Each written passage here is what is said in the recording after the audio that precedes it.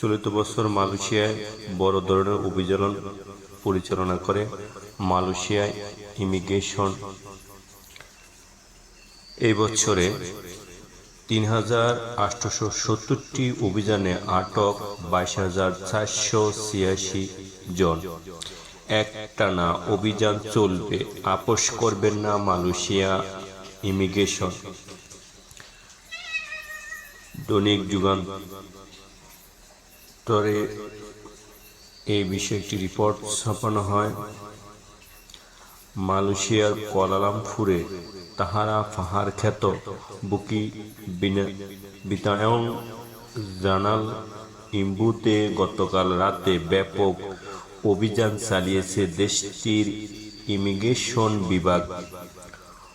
অভিযানে পালানোর চেষ্টাকালে 2 বিদেশি পুরুষ আহত এবং উচ্চ হিল জুতা পরা এক বিদেশি মহিলা পালাতে ব্যর্থ হয়ে অজ্ঞান হয়ে পড়েন। দেশটির মালয়ান ভাষা প্রকাশিত অনলাইন পত্রিকা বিহারিয়ান জানিয়েছেন, অভিযান চলাকালীন এমন নাটক দেখা যায় এবং 3 জনকে আটক করার পর Malaysian fire and rescue department emergency medical replacement service ইউনিটে চিকিৎসা প্রদান করে। সন্ধ্যা 7:30টায় শুরু হওয়া অভিযানে 895 জনকে যাচাই বাছাই করা হয়, যার মধ্যে 749 জন বিদেশি নাগরিক এবং 146 জন স্থানীয় নাগরিক ছিলেন। তাদের মধ্যে 506 জন বিদেশি নাগরিকের আরও জিজ্ঞাসাবাদের জন্য আটক করা হয়েছে। ইমিগ্রেশনের মহাপরিচালক দাতুক জাকারিয়া সাবান গতকাল রাতে অভিযানের পর এক সংবাদ সম্মেলনে বলেন,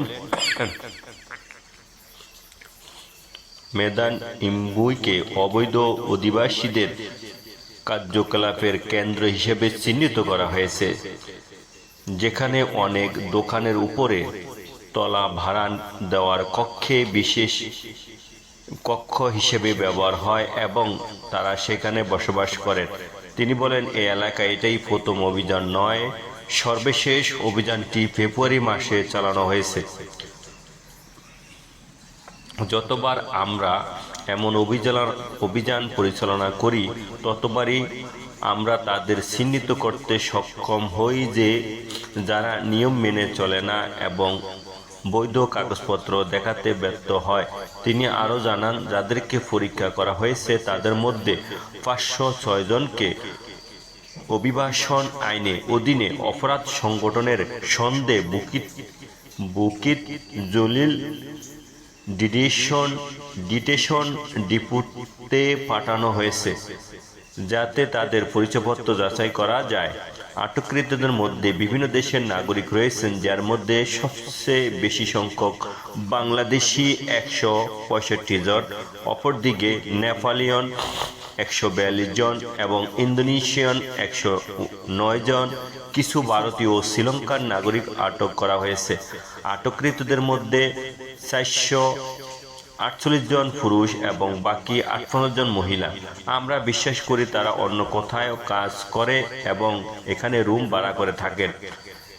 জাকারিয়া আরও বলেন, শনাক্ত করা অপরাধগুলোর মধ্যে রয়েছে পরিচয়পত্র না থাকা, অনুমোদিত সময় বেশি অবস্থান করা, ওয়ার্কিং ভিসা অপব্যবহার, এমন ধরা পড়েছে যাদের জোহরে ইস্যু করা ভিসা কিন্তু কোনো যুক্তিসঙ্গত কারণ ছাড়াই তারা রাজধানীতে অবস্থান করেছেন। এমনকি এমন লোকও আছেন যাদের পাসের মেয়াদ শেষ হওয়ার পরও তারা এখানে বসবাস করছেন। আমরা এমন বিদেশি নাগরিক শনাক্ত করেছি যারা জাতিসংঘের শরণার্থী সংস্থা কর্তৃক ইস্যুকৃত এমন কার্ড ধারণ করেছেন যা দেশে স্বীকৃত নয়। তাদেরকে সকলকে প্রকৃতিক পরিচয় জানার জন্য বিস্তারিত তদন্ত করা হবে।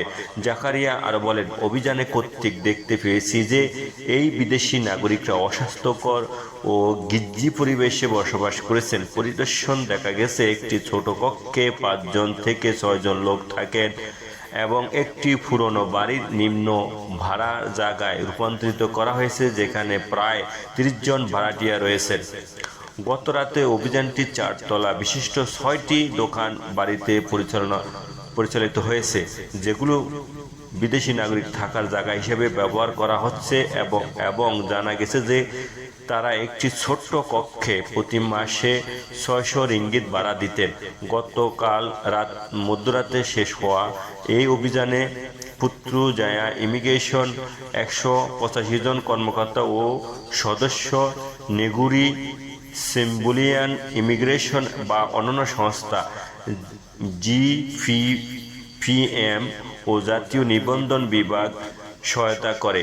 এদিকে মালয়েশিয়া ইমিগ্রেশন বিভাগের প্রধান জাকারিয়া সাবানের উদ্ধৃতি দিয়ে মালান ভাষায় প্রকাশিত অনলাইন বিহারিয়ান আরও জানিয়েছেন যে চলিত বছর জানুয়ারি থেকে 16 এপ্রিল পর্যন্ত সারা দেশে 3870টি অভিযান চালিয়েছে মালয়েশিয়া ইমিগ্রেশন। এই সময়কালে 52,318 জন ব্যক্তিকে পরীক্ষা করা হয়েছে।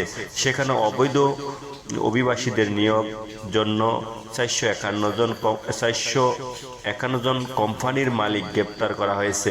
একই সময় 22,486 জন বিদেশি অভিবাসীকে আটক করা হয়েছে, যার মধ্যে 13,677 জন সরাসরি ইমিগ্রেশন বিভাগ গ্রেপ্তার করেছে এবং 8,809 জনকে অন্যান্য সংস্থার মাধ্যমে তাদের স্ব দেশে হস্তান্তর করেছে।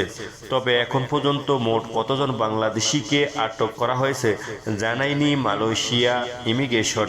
এই বিষয়ে মালয়েশিয়াস্থ বাংলাদেশ হাইকমিশন যোগাযোগ করা হলে রিপোর্ট লেখা পর্যন্ত কোনো উত্তর পাওয়া যায়নি। এছাড়াও মালয়েশিয়ার ইমিগ্রেশন বিভাগে দেশের প্রবেশ পথে আটক করা হয়েছে বলে জানিয়েছেন। যখন তারা বৈধ পাস দেখাতে ব্যর্থ হয়েছে এবং সন্দেহভাজন ব্যক্তির ডকুমেন্ট পরীক্ষার সময় তারা এড়ানোর চেষ্টা করেছে, তখন তাদেরকে আটক করা হয়েছে। জাকারিয়া সাবান আরও বলেন, অভিযানে একটানা চলবে। যারা ইমিগ্রেশন আইন মেনে চলতে ব্যর্থ হবে তাদের সাথে কোনো রকম আপোষ করা হবে না। এদেশে বসবাসকারী সকল বিদেশি নাগরিককে অবশ্যই বৈধভাবে থাকার শর্তাবলী মেনে চলতে হবে এবং দেশের আইনের প্রতি সম্মান করতে হবে।